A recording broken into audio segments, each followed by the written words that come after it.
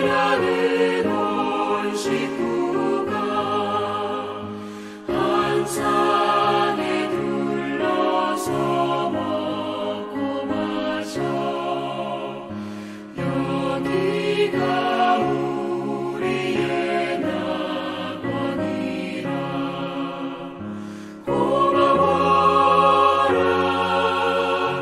임마누엘 예수만 섬기는 우리 집 고마워라 임마누엘 복되고 즐거운 하루하루.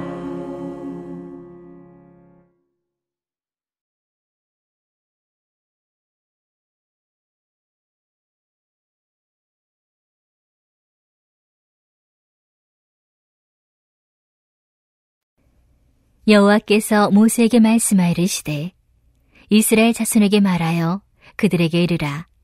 만일 어떤 사람의 아내가 탈선하여 남편에게 시니를 저버렸고 한 남자가 그 여자와 동침하였으나 그의 남편의 눈에 숨겨 드러나지 아니하였고 그 여자의 더러워진 일에 증인도 없고 그가 잡히지도 아니하였어도 그 남편이 의심이 생겨 그 아내를 의심하였는데 그의 아내가 더럽혀졌거나 또는 그 남편이 의심이 생겨 그 아내를 의심하였으나 그 아내가 더럽혀지지 아니하였든지 그의 아내를 데리고 제사장에게로 가서 그를 위하여 보리가루 10분의 1레바를 헌물로 드리되 그것에 기름도 붓지 말고 유향도 두지 말라.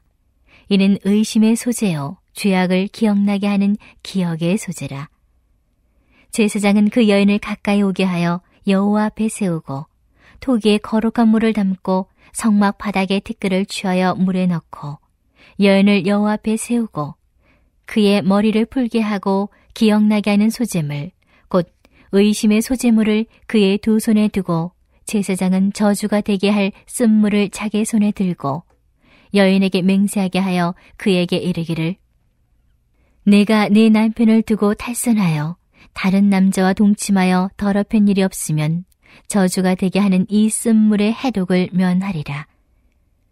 그러나 내가 내 남편을 두고 탈선하여 몸을 더럽혀서 내 남편 아닌 사람과 동침하였으면 제사장이 그 여인에게 저주의 맹세를 하게 하고 그 여인에게 말할지니라. 여호와께서 내 넓적다리가 마르고 내 배가 부어서 내가 내 백성 중에 저주거리 맹세거리가 되게 하실지라. 이 저주가 되게 하는 이 물이 내 창자에 들어가서 내 배를 붓게 하고 내 넓적다리를 마르게 하리라 할 것이요. 여인은 아멘 아멘 할지니라.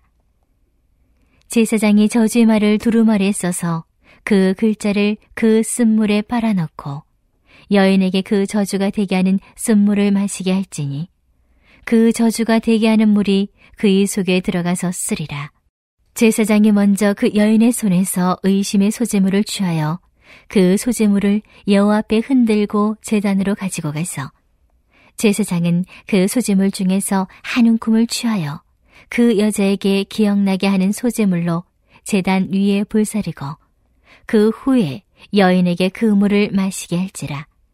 그 물을 마시게 한 후에 만일 여인이 몸을 더럽혀서 그 남편에게 범죄하였으면 그 저주가 되게 하는 물이 그의 속에 들어가서 쓰게 되어 그의 배가 부으며 그의 넓적다리가 마르리니 그 여인이 그 백성 중에서 저주거리가 될 것이니라. 그러나 여인이 더럽힌 일이 없고 정결하면 해를 받지 않고 임신하리라. 이는 의심의 법이니 아내가 그의 남편을 두고 탈선하여 더럽힌 때나 또는 그 남편이 의심이 생겨서 자기 아내를 의심할 때에 여인을 여호와 앞에 두고 제사장이 이 법대로 행할 것이라. 남편은 무죄할 것이요 여인은 죄가 있으면 당하리라. 할렐루야. 우리와 함께 하시는 하나님을 찬양합니다. 새롭게 민수기가 시작되었습니다. 민수기는 이스라엘 백성이 출애굽한 후 시내 광야에서 율법을 받는 시기를 배경으로 하는 성서입니다. 오늘 우리가 함께 읽은 본문이 포함된 민수기 5장은 이스라엘 진영 내에서 정결함을 유지하기 위한 규례들을 다루고 있는데요. 정결함이란 무엇을 뜻하는 것일까요? 우리는 흔히 정결함이라고 하면 아무것도 때묻지 않은 순수함을 떠올리곤 합니다. 그 어느 것도 실수하거나 범죄하지 않는 아주 깨끗함, 그 자체가 정결함이라고 생각하지요. 하지만 하나님 앞에 순수함이란 있을 수 없는 이야기입니다. 하나님은 우리가 깨끗한 물에 푹푹 삶은 가지 손수 것처럼 신사람이 되라고 정결하라 라고 말씀하신 것이 아닙니다. 정결함은 우리의 육체나 영혼이 깨끗한 상태를 지칭하는 것이 아니라 내가 거룩하니 너희도 거룩하라는 말씀에 근거하는 삶의 모습이나 양태, 태도를 말하는 것입니다.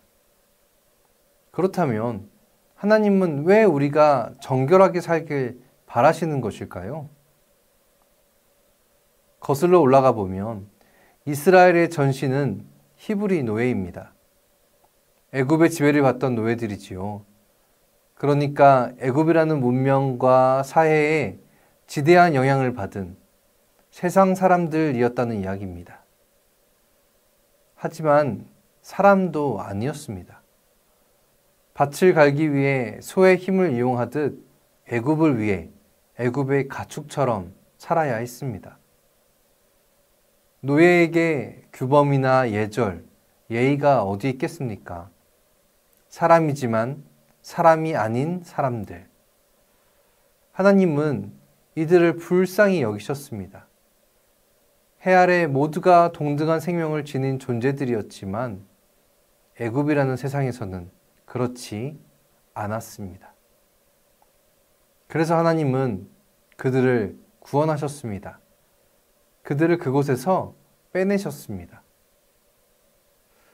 그들은 더 이상 애굽에 갇힌 노예들이 아닙니다. 그런데 여전히 애굽 사람처럼, 애굽의 노예처럼 살아갑니다. 인간의 존엄함이란 찾아볼 수가 없습니다. 그래서 하나님은 그들에게 10계명을 주십니다. 그 안에 담겨진 계명들은 지금의 우리에겐 도덕적, 윤리적인 의무와 책무, 권리로서 당연한 것들이지만 그들에게는 생소할 뿐더러 놀라운 것이었습니다.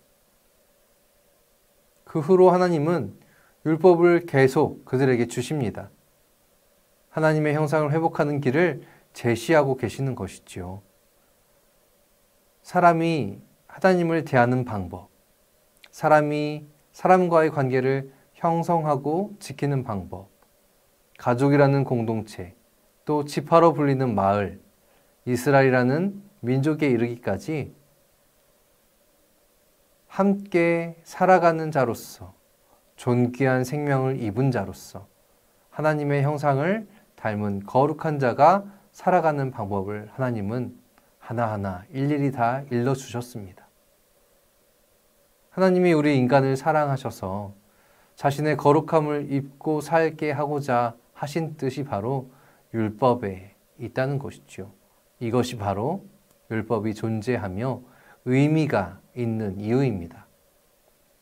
오늘 말씀도 이러한 연장선상에 있습니다. 창세기의 아담과 하와의 이야기처럼 부부는 하나님이 맺어주시는 신성한 결합입니다. 그런데 이러한 신성한 결합을 깨트리는 행동이 있다는 것이죠. 무엇인가요?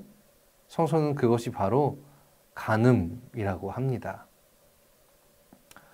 현대사회에서도 간음은 종종 발생하곤 하지만 당시의 히브리 노예들에게 간음이란 유흥거리에 불과했습니다. 그만큼 흔하고 흔했다는 이야기입니다. 성에 대한 관념이나 개념이 전혀 없었기 때문이죠. 올바른 성관계가 무엇인지 모르는 그들이었습니다. 오늘 성서는 가정법을 말합니다. 만약에 성서가 이렇게 가정법을 말한다는 건 여러 가지 상황을 염두에 뒀다는 것을 뜻하는 것인데요.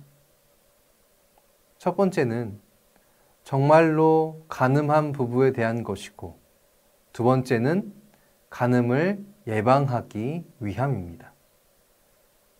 한 여인이 간음을 했지만 남편에게 들키지 않았을 경우 이 한 가지와 한 남자가 그의 아내를 의심하는 두 번째의 경우, 이 경우의 수들을 놓고 오늘의 말씀은 시작됩니다.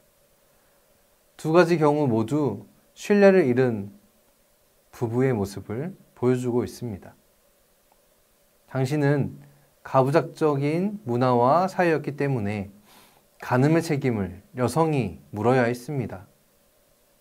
첫 번째 경우야, 여성이 간음을 했으니 반의 책임이 있지만, 두 번째 경우는 남편이 그 남편의 의심 때문인데도 여성이 이에 대한 증명을 스스로 해야 했습니다. 제사장은 토기에 성막 물두멍에 물을 담고 성막 바닥에 흙을 넣습니다. 이것이 저주가 되게 할 쓴 물입니다. 이것을 마시면 간음의 유무에 따라 증상의 유무로 나타나게 될 것입니다. 오늘 말씀을 보면 넓적다리, 허벅지가 마르고 배가 붓게 될 것이다 라고 말하는데요. 당시 고대 근동 문화에서는 불임이나 생식기능 장애를 의미하는 표현이 바로 저것이었습니다. 즉, 이 시험에서 유죄가 되면 여인은 자손을 가질 수 없게 됨을 의미합니다. 그래서 28절을 보면 여인의 죄가 없다면 임신을 하게 된다고 말하지요. 하지만 이러한 증명은 정확하다고는 할 수 없습니다. 이 물이 여성의 생식기에 어떠한 위해를 가해서 불임을 하거나 기능을 못하게 할지는 알 수 없습니다. 그러나 중요한 것은 이러한 증명에 하나님이 개입하신다는 것과 하나님의 판정이 들어가는 것이니 그 결과에 대해 누군가가 의심을 하거나 불신을 할 수 없게 된다는 것이 바로 그 점입니다. 이를 통해서 하나님은 부부간의 신뢰를 회복시키시거나 혹은 부부의 신뢰가 얼마나 중요한 것인지를 이스라엘 백성에게 보여주셨습니다.